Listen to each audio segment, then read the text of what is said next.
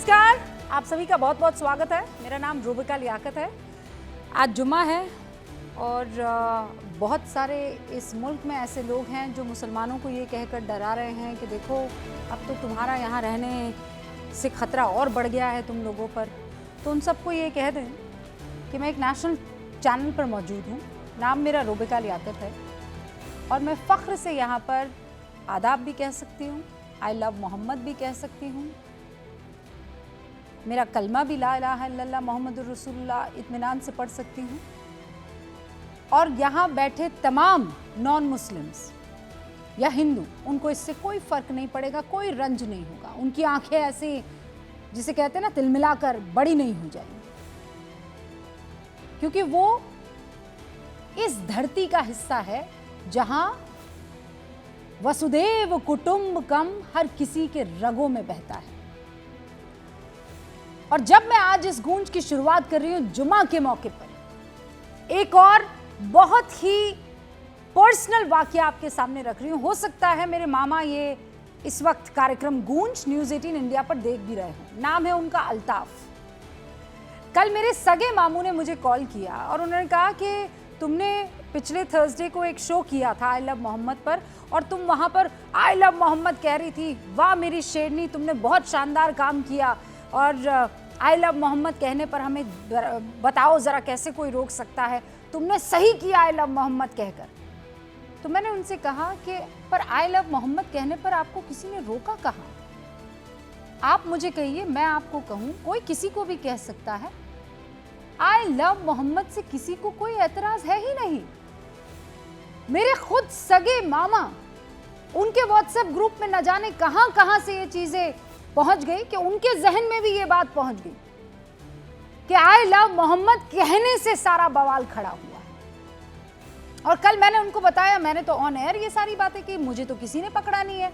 पिछले थर्सडे की बात थी, आज भी आपके सामने हूं, इत्मीनान से ये बात कह रही हूं और गारंटी के साथ कह रही हूं कि अगले थर्सडे भी आऊंगी और मुझ पर कोई केस दर्ज नहीं होगा। और यहीं से शुरू हो जाता है खेल। किसने रोका है आपको आई लव मोहम्मद कहने से? एक सवाल पूछ रही हूं, क्या भारत में बीते 10-12 दिनों से संविधान के अनुच्छेद 25 को बदल दिया गया है? क्या कोई संविधान संशोधन हुआ है इस देश में? क्योंकि मेरी जानकारी के हिसाब से संसद सत्र चल नहीं रहा है, संविधान संशोधन हुआ नहीं है, हो नहीं सकता है। तो फिर देश के एक सांसद ये क्यों कह रहे हैं इस तरह का कानून बना दिया गया है कि अब तो हम हमारी मस्जिद जाने से भी डर रहे हैं? इस देश के एक सांसद जो मुसलमानों के सबसे बड़े अपने आप को पैरोकार मानते हैं, तस्वीर अब आपके सामने आ गई है। असदुद्दीन ओवैसी साहब क्या कह रहे हैं और क्यों कह रहे हैं? इस देश में आई लव मोदी बोल सकते हैं पर आई लव मोहम्मद सल्लल्लाहु अलैहि वसल्लम नहीं बोल सकते। कहां लेकर जाएंगे इस मुल्क को आप? ये मैं नहीं कह रही हूं, ये कह रहे हैं। जबकि मेरी जानकारी के हिसाब से इस देश में अभी भी अनुच्छेद 25 है, उसको लेकर कोई कानून जो है नहीं बना है। अनुच्छेद 25 में साफ तौर पर लिखा है, अतः अंतःकरण की और धर्म की अबाध रूप से मानने, आचरण और प्रचार करने की स्वतंत्रता हर नागरिक को है। अबाध रूप से, यानी कोई बाध्यता नहीं है। फिर ओवैसी साहब ये क्यों कह रहे हैं कि मुसलमान आई लव मोहम्मद नहीं कह सकता? क्या वो कानपुर की एफआईआर को मुद्दा बना रहे हैं? तो ओवैसी साहब, आप तो वकील हैं, बैरिस्टर हैं, पढ़े लिखे आदमी हैं, ऐसा तो नहीं हो सकता कि आपने कानपुर की एफआईआर की कॉपी ना पढ़ी। मुझे तो पूरा यकीन है असद साहब, आपने एक एक शब्द उस एफआईआर का पढ़ा होगा। उसके बावजूद अगर आप ये कह रहे हैं कि इस देश में आई लव मोहम्मद नहीं कह सकते, तो फिर से एक झूठ को बार बार लगातार बोलकर क्या हासिल करने की कोशिश हो रही है? और इस कोशिश से अगर किसी को सबसे ज्यादा नुकसान हो रहा है तो आंख कान नाक खोलकर सुन ले सारे मुसलमान।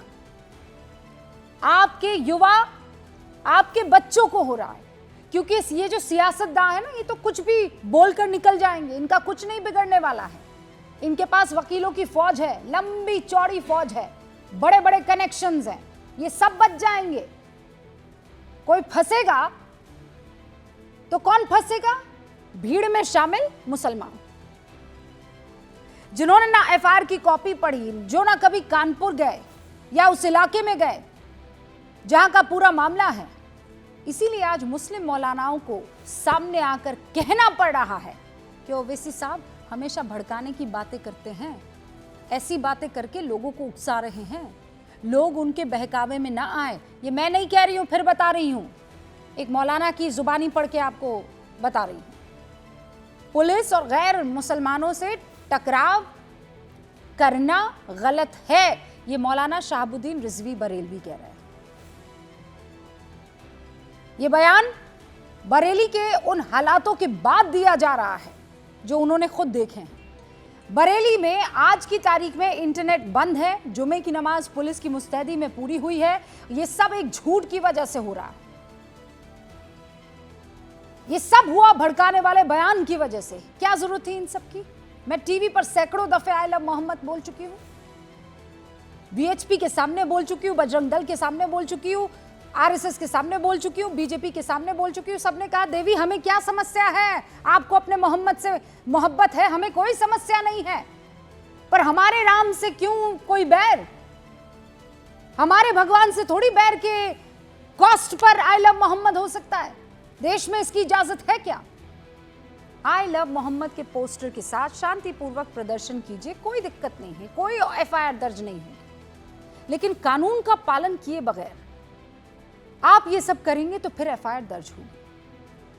आपके आई लव मोहम्मद बोलने से किसी को कोई परेशानी नहीं है, और इसीलिए आज गूंज में सबसे बड़ा सवाल है आई लव मोहम्मद पर जानबूझकर नफरत कौन फैला रहा है? कौन? किसकी दुकान चलेगी? ओवैसी जैसे नेताओं को क्या सोच समझकर बोलने की जरूरत नहीं है इस मसले पर? मुसलमानों के चहेते बनने के चक्कर में मुसलमानों का ही नुकसान क्या नहीं करवाया जा रहा है इस मुल्क में? शुरू करते हैं गूंज।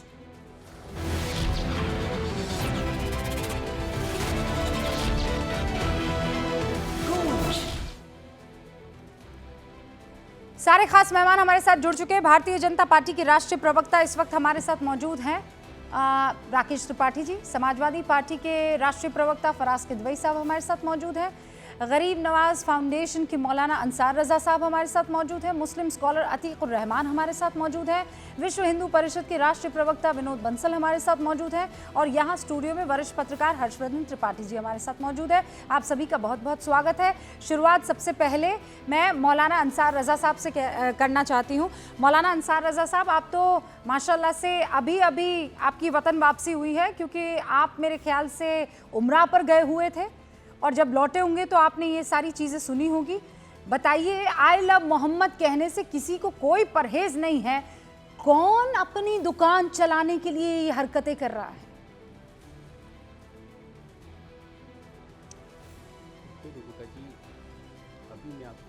आवाज़ बढ़ा दीजिए।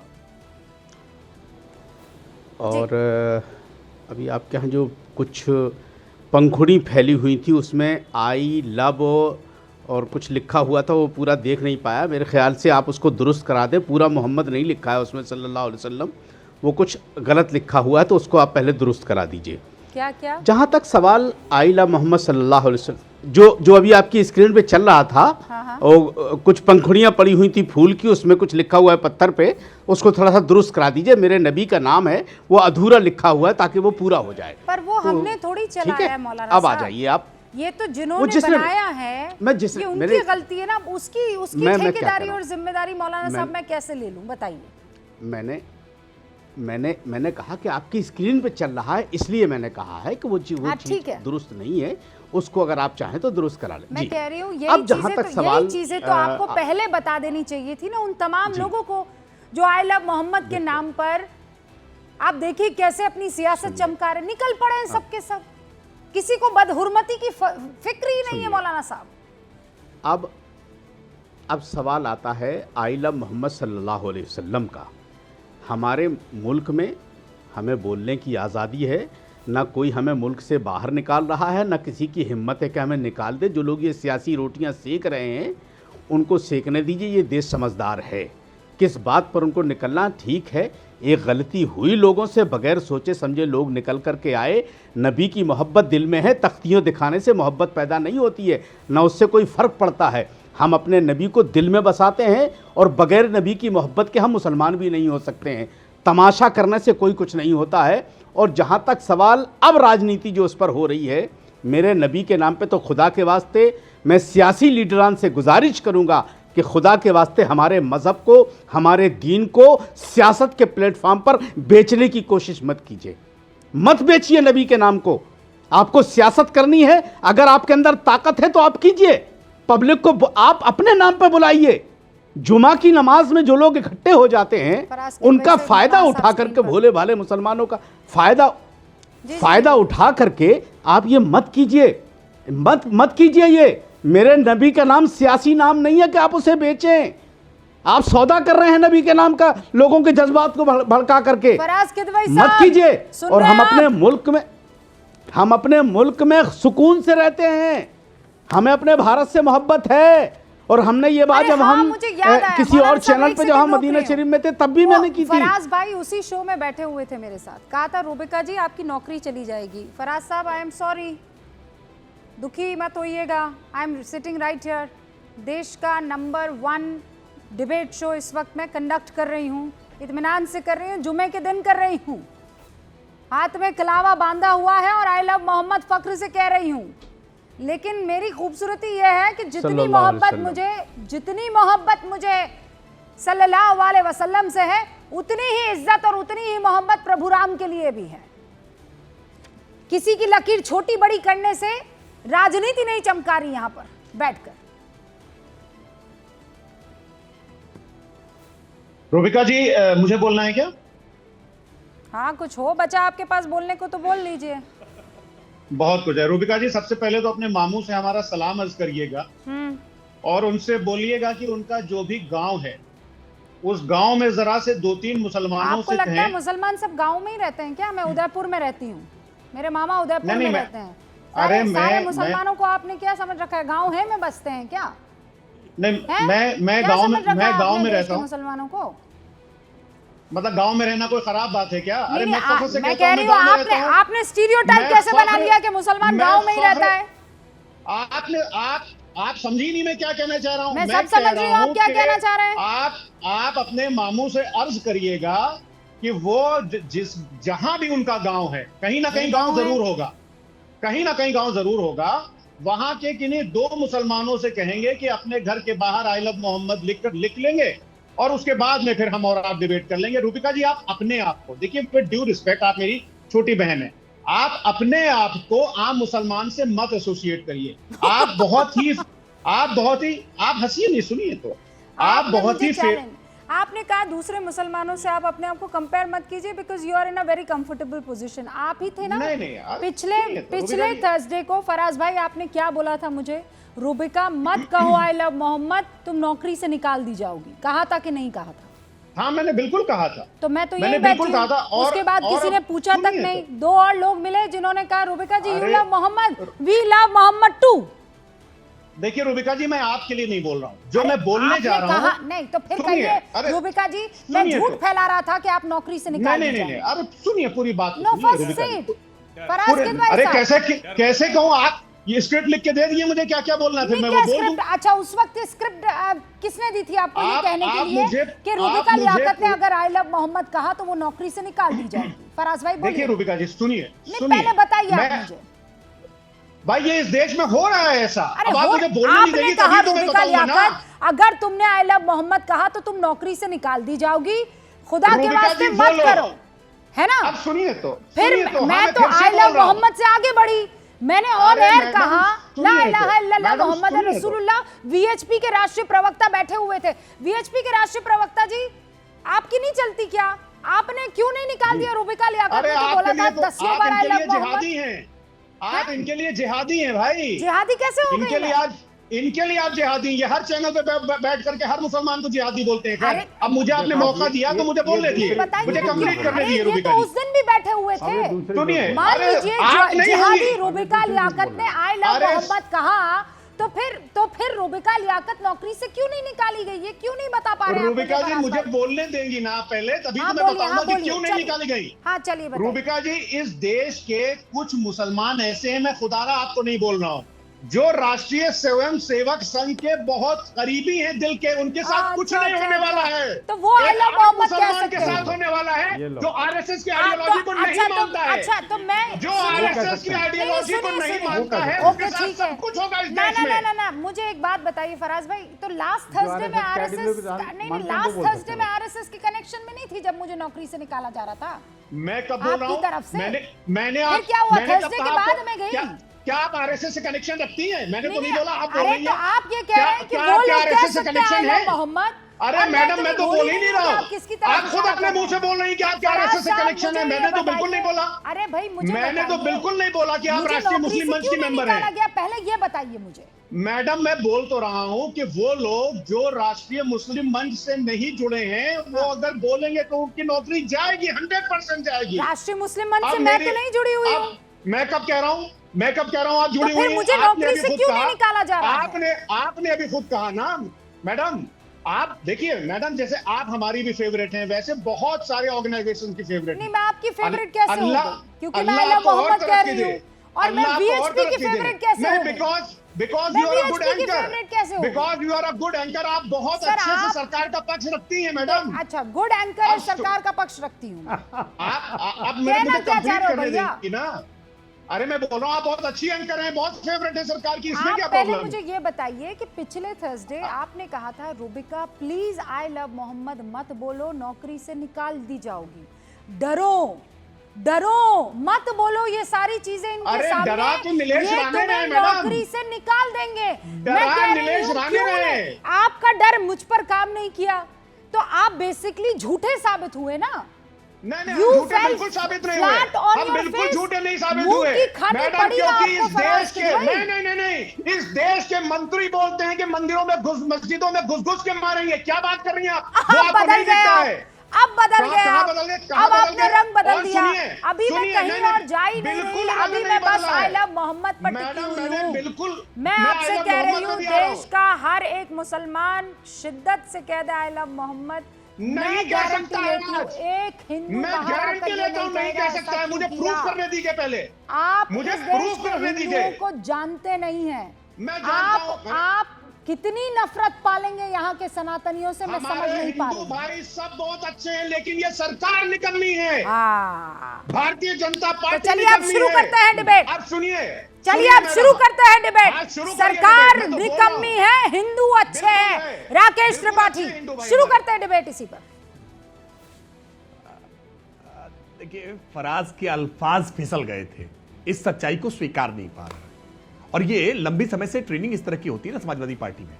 आई लव मोहम्मद पर समाजवादी पार्टी के विधायक मोहम्मद हसन का जो बयान है, उसको शायद समाजवादी पार्टी सुनकर अनसुना करना चाह रही है। वही कानपुर के विधायक है, और कानपुर के समाजवादी पार्टी के विधायक मोहम्मद हसन ने स्पष्ट तौर पर कहा कि कानपुर के इस विवाद का आई लव मोहम्मद के पोस्टर से कोई सरोकार नहीं था। ये टूलकिट गैंग ने जानबूझ करके षड्यंत्र पूर्वक योजनाबद्ध तरीके से पूरे देश भर में, महाराष्ट्र में, गुजरात में, कर्नाटका में, उत्तराखंड में शक्ति प्रदर्शन के लिए जानबूझ करके टूल बनाया। और इस समय हम जब डिबेट कर रहे हैं, तो इस समय फिर अभी फर्रुखाबाद में मेरे पास सूचनाएं मिल रही है कि फर्रुखाबाद में भी इस तरह के आई लव मोहम्मद के पोस्टर्स लगाए जा रहे हैं, जानबूझ करके लोगों की भावनाओं को उद्वेलित करने के लिए, कि जानबूझकर ऐसी जगहों पर पोस्टर लगाओ जहां पर अनुमन्य ना हो, क्योंकि हर नगर पालिका क्षेत्र में, जिला पंचायत क्षेत्र में, सभी जगहों पर सबके लिए नियम तय है। दुर्गा प्रतिमाओं के विसर्जन के कार्यक्रम आज चल रहे हैं, कल तक समाप्त हुए हैं। दुर्गा प्रतिमाएं लगाने के लिए भी स्थान तय होते हैं कि कहां पर आप दुर्गा प्रतिमा रखेंगे और किस रास्ते से लेकर के जाएंगे। इस देश में सब कुछ जो चलेगा वो नियम, कानून और भारत के संविधान, इस पुस्तक से चलेगा, मनमाने पूर्ण तरीके से नहीं चलेगा। और फराज भाई साहब, आप जानते ना, अभिव्यक्ति की आजादी और सारी आजादी, आपकी आजादी वहां तक है जहां तक दूसरे की नाक नहीं है। आप अपने घर पे पोस्टर लगाइए, कोई मना नहीं कर रहा है, लेकिन दूसरे की गली में, दूसरे के घर पे जाकर के बिना अनुमति के अगर कोई ऐसा पोस्टर लगाते हैं जिससे आने जाने वालों को असुविधा होगी, या कोई ऐसा बड़ा होर्डिंग लगाते हैं जिसके आने में गिर जाने का खतरा होगा, तो नगर निगम रोकेगा, जिला पंचायत रोकेगा, नगर पालिका मौलाना अंसार रजा बातों कुछ को कह रहे जानते हैं। बूझते भी। फिर बाकी तीन और मेहमान। मौलाना अंसार रजा। राकेश राकेश त्रिपाठी जी ढाल बनने की कोशिश कर रहे हैं। क्या योगी आदित्यनाथ जी का बयान संविधान संगत है? जो उन्होंने गुंडई की भाषा इस्तेमाल की है, क्या वो जायज है? एक संवैधानिक पद पर बैठे हुए इंसान को क्या जायज है उनकी ये भाषा? जिस तरह की भाषा एक संवैधानिक पद पर बैठे मुख्यमंत्री साहब बोल रहे हैं, क्या ये जायज है? नहीं जायज है, ये संविधान के खिलाफ है। योगी जी अपने आप को संविधान से ऊपर समझते हैं। वो समझते जो ये कहा है कि जो खाल निकाल ली जाएगी, बुलडोजर चला दिया जाएगा, और उस मौलाना को नहीं पता था कि यहाँ किसी सरकार के संविधान की सरकार है, योगी की नहीं, संविधान की है। संविधान ने हक दिया है उनको, गुंडई करने का किसी को हक नहीं है, चाहे मौलाना हो या योगी हो। किसी को दादागिरी करने का हक नहीं है। नहीं तो क्या सबको संविधान में रहने का हक है। अरे तो क्या दादागिरी क्या होगी? जो भाषा का इस्तेमाल, अच्छा सुना दीजिए फिर योगी जी का भाषण। हाँ भाई, फिर योगी जी का भाषण सुनाइए। सुनाइए, सुनवाइए। अरे कोई ऐसे कुछ छड़ी थोड़ी टेक्नोलॉजी होती है। मेरे पास 72 हूरे नहीं है सर। आपके पास टेक्नोलॉजी है, आप जादू की छड़ी।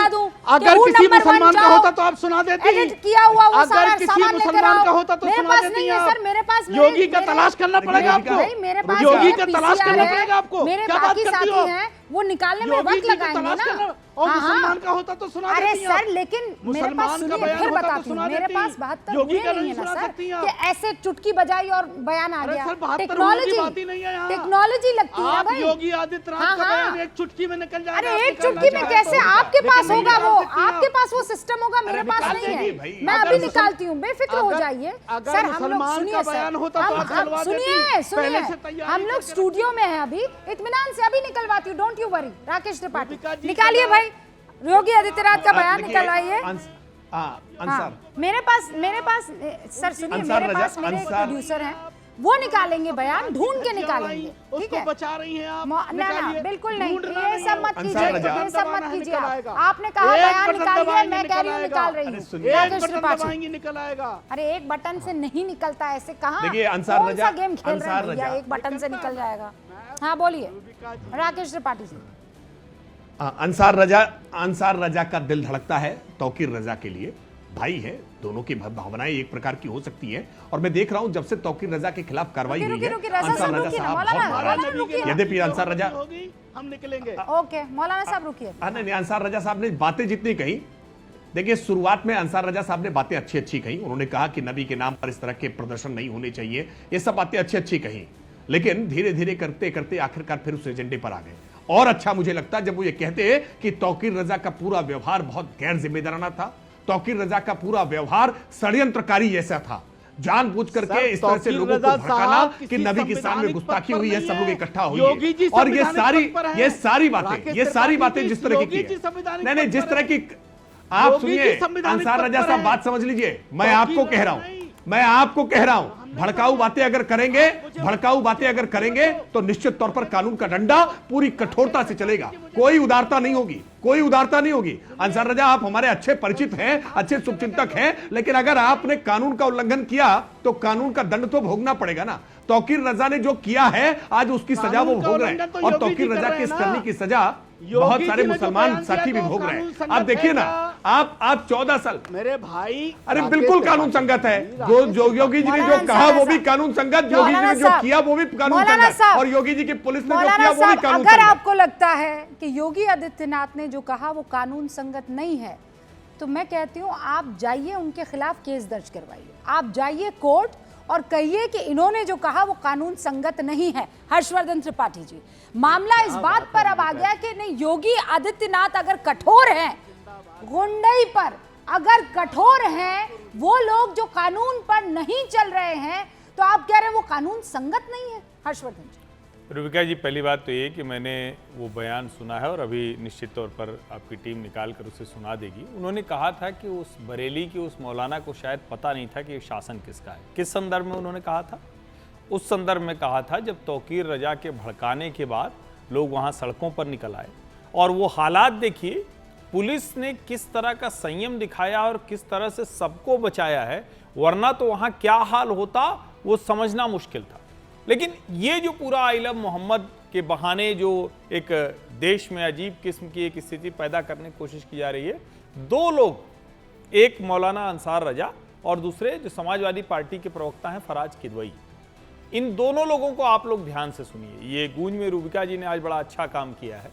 मौलाना अंसार रजा ने सारी बात कहने से पहले क्या कहा कि आपकी स्क्रीन पर जो चल रहा है जरा उसको ठीक करा लीजिए। और ये मैं पहले दिन से हर डिबेट में कह रहा हूं कि भाई ये मत कीजिए, आई लव मोहम्मद जैसी कैंपेन मत चलाइए। आपको करना है तो आप अपने घर पर लगाइए, जहां आपकी अपनी संपत्ति है वहां लगाइए। कोई रंगोली बना देगा, कोई बैनर लगा देगा, गलती से कुछ हो गया तो पता चला कि फिर मौलाना अंसार रजा भी नहीं बचा पाएंगे, सरतन से जुदा टाइप मामला हो जाएगा। अब मौलाना अंसार रजा ने पहली मेरी बात को साबित किया। मैं भी नहीं जानता वो क्या वो देख लिया उन्होंने स्क्रीन पर, पहला। दूसरा, अभी डिबेट में 10-15 मिनट बचा हुआ है। फराज किदवई ने रूबिका जी से पूछा कि रूबिका जरा अपने मामू जान से कहिएगा कि वो जिस गांव में रहते हैं, पहले तो क्यों सब गांव में रहें, गांव होता है लेकिन उनके मन में कुछ स्टीरियोटाइप रहा होगा मुसलमानों को लेकर। हालांकि वो सज धज के बढ़िया से बैठे वो भी तो मुसलमान है, वो तो शहर में रहते हैं मेरी जानकारी में, लेकिन खैर इसको छोड़ देते हैं।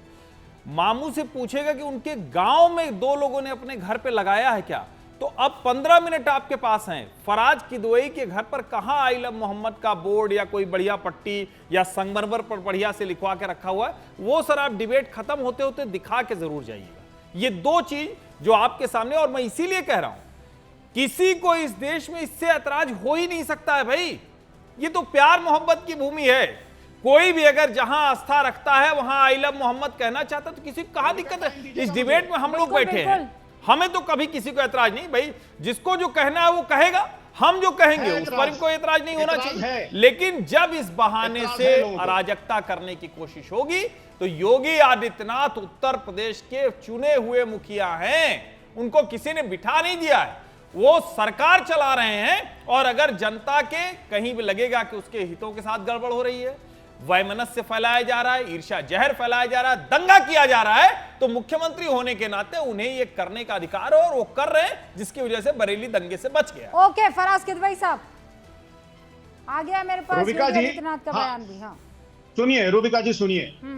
गाजियाबाद में ये खबर मैं दिखा रहा हूँ, इंडियन एक्सप्रेस की है, 29 सितंबर 2025 की, निकाल करके पढ़ लीजिए। घर का दिखा दीजिएगा। गाजिया, अरे सर अपने घर का भी दिखा दूंगा, परेशान ना होइए, बिल्कुल दिखा दूंगा अपने घर का भी। पूरी होने की प्रतीक्षा करेंगे।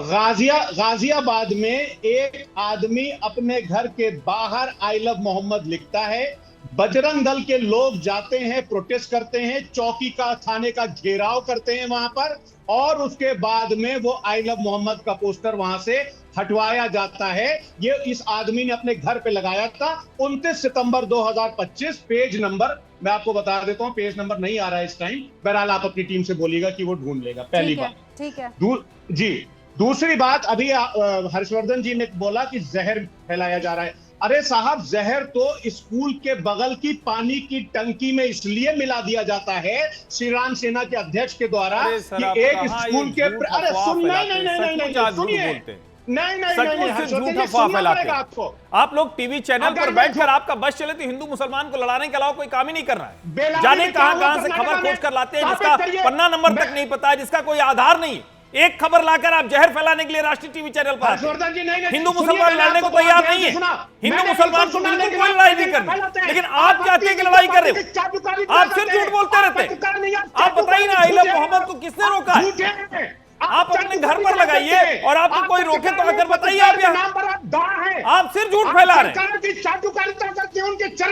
आपको जहर नहीं फैलाने को मिलेगा तो आप कहेंगे चाटुकारिता कर रहे हो। आपको जहर में फैलाने नहीं दूंगा, ईर्ष्या घृणा नहीं फैलाने दूंगा। मैं कह रहा हूं फराज किदवई ये चाह रहे हैं, किसी को यहाँ कोई दिक्कत नहीं, किसी हिंदू मुसलमान को लड़ना नहीं है। लड़ाई करने के लिए आप पता नहीं आप क्यों ये करना चाहते हैं। एक सेकंड, फराज किदवई साहब, मेरे शो में ऐसा कभी नहीं हुआ है। फराज भाई रुकिए, फराज भाई, इस शो में जितने भी लोग हैं, रुकिए आप मेरी बात सुनिए, जितने भी लोग हैं वो मेरे बुलावे पर आते हैं। आप मेरे बुलावे पर आए हैं, मौलाना साहब मेरे बुलावे पर आए हैं, हर्षवर्धन त्रिपाठी मेरे बुलावे पर आए हैं। आप सबकी इज्जत, आप सबकी डिग्निटी मेरी रिस्पॉन्सिबिलिटी है, और मैं किसी को भी, किसी के भी पर्सनल अटैक की अनुमति नहीं दूंगी, नहीं दूंगी फराज जी, नहीं दूंगी। कोई आपको अगर पर्सनली अटैक करेगा फराज भाई, तो मैं यहाँ मौजूद हूँ, उसे नहीं बोलने दूंगी, उसके मुंह पे ताला लगा दूंगी। और आपको भी ये नहीं, मेरे शो में ये नहीं हो सकता है फराज भाई। और आप मत नहीं, मैं आपको पर्सनली जानती हूँ, आप इस तरीके की भाषा का इस्तेमाल नहीं करते हैं। हर्षवर्धन त्रिपाठी जी एक रिस्पेक्टफुल पत्रकार हैं, रिस्पेक्टेड पत्रकार हैं। सर नहीं, आपको नापसंद है, बात अलग हो सकती है। आपकी आइडियोलॉजी को वो पसंद करे ना पसंद करे, बात अलग हो सकती है, लेकिन आप तरह तरह के शब्द उनके लिए इस्तेमाल करेंगे, मैं उसकी इजाजत आपको नहीं दूंगी। झूठ बोलेंगे आप झूठ बोलने पर उन पर अटैक कीजिए, लेकिन आप जिस तरीके की शब्दावली का इस्तेमाल कर रहे हैं वो किसी कीमत पर नहीं कर सकते हैं सर। I will not. अरे आप दोनों ने झूठा एक दूसरे को बोला, मैंने आपको नहीं रोका, पर उन्होंने आपको ये नहीं कहा कि आप पैसा लेकर बिक गए हैं, आप फला करते हैं, आप अखिलेश जी के चरणों में पड़े रहते हैं, ऐसी कोई बात उन्होंने आपको बोली? अगर बोली होती फराज भाई तो मैं उनको अभी यहाँ पर रोकती। मैं पड़ा रहता हूँ अखिलेश जी के चरणों में, ये मानेंगे? क्या बात कर रही हैं आप? बीच जब मैं बोलने चलता हूँ बीच में डिस्टर्बेंस होने लगता है। फिर कह रहा हूँ, इसने इस पूरे डिबेट ने फराज किदवई का चरित्र लाया। मैं इनको अब भी कुछ नहीं कहूंगा। आप अपने चरित्र की बात करिए। मैं इनको अब भी कुछ नहीं कहूंगा। आप अपने इनको जो भी कहना है, और मैंने अपने किसी बयान में कोई झूठ नहीं बोला। फराज किदवई की समस्या है कि आज चिढ़ जाते हैं, बार बार पकड़े जाते हैं, हर डिबेट में ये सिर्फ घृणा फैलाने वाला काम करते हैं। किसमें पकड़े गए बताइए, किसमें पकड़े गए? मौलाना मैं चुनौती देता हूं, मैं चुनौती देता हूं, बताइए किसमें पकड़े गए? क्यों नबी के नाम पर आप लोग झगड़ा फैला रहे हैं? लेकिन फराज किदवई को झूठी बात करनी, फराज किदवई को घृणा फैलानी है, फराज किदवई को सिर्फ और सिर्फ हिंदू मुसलमान लड़े। लेकिन मैं आपसे लड़ूंगा नहीं फराज किदवई। आप एक पार्टी के नेता हैं, आप अखिलेश जी के चरणों में पड़े रह सकते हैं। ईश्वर की कृपा से मुझे किसी के चरणों में पड़े रहने की जरूरत नहीं, इतनी औकात किसी की है नहीं। और मैं वो काम जब करूंगा तो आपको बताऊंगा कि अच्छा चलिए समाजवादी पार्टी मुझे आ जाना, मुझे किसी पार्टी में जाने की जरूरत नहीं। ये आपकी समस्या है, आपका संकट है। ओके हर्षवर्धन जी, मैं दोबारा मुसलमान मत करिए फराज, मत कीजिए। क्या यहाँ पर मेरे साथ अतीकुर रहमान साहब भी हैं और विनोद बंसल जी, ये बात क्या सच है जो उन्होंने इंडियन एक्सप्रेस की वो तस्वीर हमको आर्टिकल दिखाया कि विश्व हिंदू परिषद के बजरंग दल के लोग जो है वो जा रहे हैं घरों से आई लव मोहम्मद के पोस्टर फाड़ रहे हैं? अगर हाँ तो फिर आप में और बाकियों में अंतर क्या रहा? आप भी तो यही कर रहे हैं। आर्टिकल 25 अनुच्छेद 25 जो है भारत का संविधान, वो तो हक देता है, कोई कुछ भी कर सकता है अपने प्रभु को लेकर। निसंदेह देखिए रूपिका जी, मैं दो बात कहना चाहता हूँ। ये आई लव मोहम्मद का जो पोस्टर है ना, किसी ने शायद शुरू किया होगा तो सोचा होगा कि मैं नबी से मोहब्बत करता हूँ, लेकिन वास्तव में अब दो तरह के लोग बट गए इसमें। एक तो वो लवर हैं और जो आप जैसे हैं, आप कहते हैं सल्लल्लाहु अलैहि वसल्लम, उनको ड्यू रिस्पेक्ट पुकारते हैं, और एक दूसरी तरफ वो लोग हैं जो आई लव मोहम्मद के नाम पर जैसे मोहम्मद को लव करने लग जाते हैं। वो लोग अफजल मोहम्मद खान को लव करने लग जाते हैं, मोहम्मद अफजल कसाब को लव करने लग जाते हैं। तो ये जिन लोगों की मानसिकता जैसी है ना, हमारे यहाँ कहा गया है कि जैसी रही भावना जैसी, जिसकी रही भावना जैसी प्रभु मूर्त देखी तुम तैसी। इस भावना में बह करके अब वो देश को जलाने की कोशिश करते हैं। वो दिवास्वप्न देखते हैं कि शायद यही हमारे पास हथियार मिल गया बहुत बड़ा, तो हम तो भारत को जो अफगानिस्तान बना देंगे, हम तो पाकिस्तान बना देंगे, उनको बांग्लादेश और नेपाल की तरह उसको उपद्रवकारी बना देंगे। तो ये जो दिवास्वप्न देख रहे हैं लोग ना, ये कुछ भारत के विपक्षी नेता हैं जो अपनी राजनीतिक रोटियां सेकने के लिए मुसलमान यूथ को यूज़ करना चाहते हैं। वो नहीं होगा। आप देखिएगा, मैं बार बार इस बात को कहता हूं कि मुस्लिम यूथ को ऐसे कट्टरपंथी नेतृत्व से जल्दी तिलांजलि ले लेनी चाहिए जो बेहतर हुरों और शराब की नदियों का जो सवाब दिखा करके और उनकी मौत को मुंह में धकेल रहे हैं। मैं कहता हूं देखिए, योगी जी ने जो कहा वो करके भी दिखाया। मैं चुनौती देता हूं इनको, मौलाना अंसार रजा को, कि मौलाना तौकीर रजा को बचा लो। आप बचा सकते हो तो। ओके, मौलाना साहब इसका जवाब दो उससे पहले अतीकुर रहमान साहब, आप क्या वीएचपी के प्रवक्ता की बातों से अग्री करते हैं कि हमें तो कोई दिक्कत नहीं है, हमें दिक्कत तब होती है जब ये सारी मोहब्बत इस्लाम के नाम पर दिखाकर खेल कुछ और होने लग जाता है? रूपिका जी, आपके इंट्रोडक्शन में जो आपने बात कही वो बहुत गौरतलब बात है कि ऐसे जो भी मामले आते हैं फंसता है मुसलमान नौजवान यूथ। जो लीडरान हैं उनके अपने वकील होते हैं, उनके अपने प्लेटफॉर्म्स होते हैं और वो अपना बंदोबस्त कर लेते हैं, लेकिन मारा जाता है आम मुसलमान। वो एक अहम पहलू है। अब अगर मुझे कोई बताए आपके पैनल पर से कि अगर जिस तरह से फराज साहब ने कहा और एक स्टोरी का जिक्र किया इंडियन एक्सप्रेस की, तो ये जिसके घर के ऊपर हमला हुआ है और आई लव मोहम्मद का पोस्टर वीएचपी के लोगों ने जबरदस्ती हटवाने की कोशिश की है, ये सब झूठ स्टोरी है। इसकी अपनी आवाज दी है। ये फराज साहब के पास जाना क्या गुनाह है या ओवैसी हिसाब से उम्मीद लगाना? आफ्टर ऑल वो तो मुस्लिम लीडर है ना। अगर वो हमको गाइड नहीं करेंगे तो हमको गाइड कौन करेगा? जब अगर वीएचपी को कोई प्रॉब्लम होता है तो वो प्रधानमंत्री से कांटेक्ट करते हैं। वो आप मुझे बताइए, जब तौकीर रजा जैसा भड़काऊ मौलाना मेरे मुस्लिम लीग को भड़का के बरकरार करके रुकिए सर, पहले उनको बात फिनिश कर लेने दीजिए, फिर आप बाद में डिबेट कर लीजिएगा। हाँ रूपिका जी, मेरा छोटा सा पॉइंट ये है कि अगर मुसलमानों को कोई प्रॉब्लम होगा तो उनके लिए आवाज किसकी उठेगी? ओवैसी साहब की नहीं उठेगी, फराज साहब की नहीं उठेगी, उनकी पार्टी की लीडर्स की नहीं उठेगी, किसकी उठेगी? आम जनता की तो आवाज अब तक नहीं पहुंच रही है ना। तो आखिर यही लीडर्स हैं जो अब तक आवाज पहुंचा रहे हैं कि भाई ये आई लव मोहम्मद के पोस्टर्स लगाने वालों के घरों के ऊपर वीएचपी वाले क्यों जा रहे हैं? हाँ। एफआईआर क्यों हो रही है? बुलडोजर क्यों चल रहा है? ओके। ये आवाज ओवैसी साहब नहीं तो कौन उठाएगा? विनोद बंसल जी जवाब दे दीजिए इसका। देखिए, दो बातें बड़ी महत्व की हैं रूबिका जी। मैंने उस दिन भी डिबेट में कहा था कि ये जो आई लव मोहम्मद का जो पोस्टर का जो एक नया शगुफा कुछ लोगों ने शुरू किया है, वो जो मोहब्बत दिल में होनी चाहिए वो दर्शाने के लिए शुरू कर रहे हैं। उसके पीछे एक लार्जर कंस्पिरेसी को आपको समझना पड़ेगा। देखिए, ये जो पोस्टर नहीं है, ये देश में आग लगाने का एक षड्यंत्र रचा जा रहा है। मैं कहना चाहता हूँ, एक पोस्टर लगाया, आपके घर पे लगा, मेरे घर पे लगा, कोई फर्क नहीं पड़ता।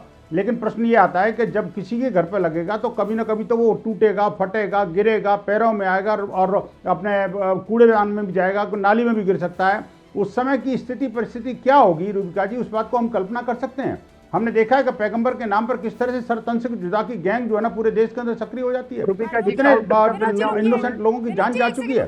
मैं कहना चाहूंगा, अतीकुर रहमान कुछ कह रहे हैं, सुनिए। हाँ, तो ये बात को नोट करिए आप, जो अभी विनोद बंसल जी ने कही है कि इनको डर है कि आई लव मोहम्मद का पोस्टर अगर यहाँ वहां लग गया तो उसकी बेउर्मती में मुसलमान कल को रिएक्ट करेंगे, वो कल फटेगा, गिरेगा, ये होगा। क्या यही बात अभी भी यही किए, पहले भी किया? रूपिका जी ये बीच में बोल रहे हैं। यही बात आपके जय श्री राम के पोस्टर पर नहीं लागू होती है। और आई ये बहुत ही कॉमन फिनोमेना है मुंबई में रूपिका जी कि हिंदू देवी देवताओं के हमारे बैनर पर आज तक हमने कोई सरपंच से जुदा की गैंग चलाई हो तो मुझे बता दीजिए। यहाँ तक आज तक हमने किसी की जान ली हो तो बता दीजिए। बीच में नहीं बोलिए ना, हमारे बीएमसी का रूल है रूपिका जी। नहीं, आप पूछ रहे तो बताना पड़ेगा ना रूपिका जी। बीएमसी इस तरह के पोस्टर नहीं अतीकुर रहमान साहब, ये आप दूसरी ट्रैक पर चले गए हैं। मैं ये कह रही हूँ कि आवाज़ को, आप कह रहे हैं कि आवाज़ कौन बुलंद करेगा, हमें गाइड कौन करेगा? अरे भाई हाँ, एक लीडर मुसलमानों को चाहिए जो उनको गाइड कर सके, लेकिन अगर मिसगाइड करने लग जाएंगे तब क्या होगा बताइए? हमें गाइड करने वाला नेता चाहिए ना, मिसगाइड करने वाला। पूरे के पूरे देश में आई लव मोहम्मद को लेकर जो अफवाह फैलाई जा रही है वो गाइड की हुई है कि मिसगाइड की हुई है? यस इसी से जुड़ा हुआ एक सवाल मेरा ले लीजिए, फिर मैं नहीं बोलूंगा। हाँ, यहाँ पर गाइड और मिसगाइड लीडर कर रहा है, ये तय कौन करेगा? ओवैसी जी ने आज तक के पब्लिक प्लेटफॉर्म से हिंदुइज्म के ऊपर कितनी बात की है, और Yogi Adityanath chief minister of UP ने कितनी बार गजवा हिंद की बात की है, ये आप तय कर लीजिए। मुसलमानों के लिए योगी जी बोल सकते हैं इस्लाम के ऊपर, और आप भी रूबिका जी 72 यूरों का आपने जिक्र किया, ये एक कुरानिक कॉन्सेप्ट है। मैं बहुत ही आग्रह से आपसे ये विनती कर रहा हूँ, अल्लामा अब्दुल्ला यूसुफ अली का कुरान का तर्जुमा और ट्रांसलेशन पढ़ लीजिए उन्होंने हूरों को किस तरह से अतीकुर डिस्क्राइब किया रहमान है। साहब, मैं आपसे एक बात कहती हूँ, आप यहाँ बैठकर जितनी भी बातें, क्या आप मुसलमान तक वो सब पहुँच रही है? जो पहुँच रही है वो अफवाह पहुँच रही है, जो पहुँच रही है वो नफरत पहुँच रही है, जो पहुँच रहा है कि आप जो है डरे हुए हैं, आपको डराया जा रहा है, कोने में धकेला जा रहा है, जबकि आप खुद जानते हैं कि ऐसा नहीं है। अगर आप चाहते हैं कि हिंदू मुस्लिम एकता रहे, अगर आप चाहते हैं कि सबको बराबरी से ट्रीट किया जाए, तो पहले आप सामने वाले को बराबरी से ट्रीट करना शुरू कीजिए, और उसके बाद गिव एंड टेक रिलेशनशिप में गिव भी होता है, हमेशा टेक नहीं होता है। सर, आप चाहते हैं कि आई लव मोहम्मद को लेकर सब एकदम जो है मोहब्बत में, एहतराम में आपकी बातों को मान ले, लेकिन वो जो पोस्टर फाड़े गए थे डे 1, किसके पोस्टर फाड़े गए थे? किसी हिंदू देवी देवता के, मुझे नहीं पता कि वो कौन से देवी देवता के पोस्टर थे। वो एहतराम भी तो हमारी ही कम्युनिटी से आना होगा ना। उस एहतराम की शुरुआत आप ही लोगों को करनी होगी। ये नहीं हो सकता है ना कि हम नहीं करेंगे एहतराम पर तुम्हें तो करना पड़ेगा, नहीं तो सर तन से जुदा। सर, तब खेल हो जाता है। बहुत बहुत शुक्रिया आप सभी का। आप देखते रहिए न्यूज़ 18 इंडिया।